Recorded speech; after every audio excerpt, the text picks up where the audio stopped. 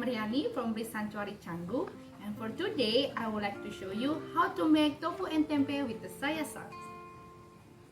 The ingredients are tofu, tempeh, onion, shallot, garlic, spring onion, chili, sweet soy sauce, and the celery. Cut tempeh and tofu in dice shape. Finally, cut all the ingredients.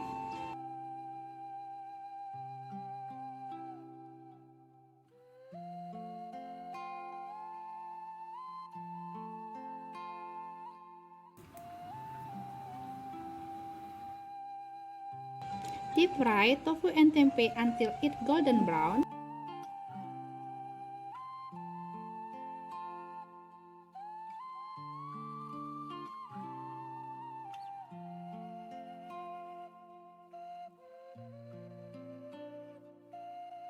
Stir fry all the ingredients.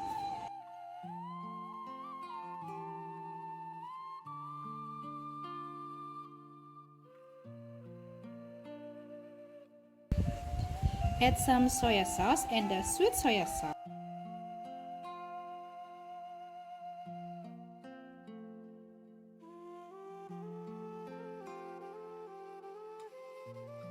The last one, put fried tofu and tempeh.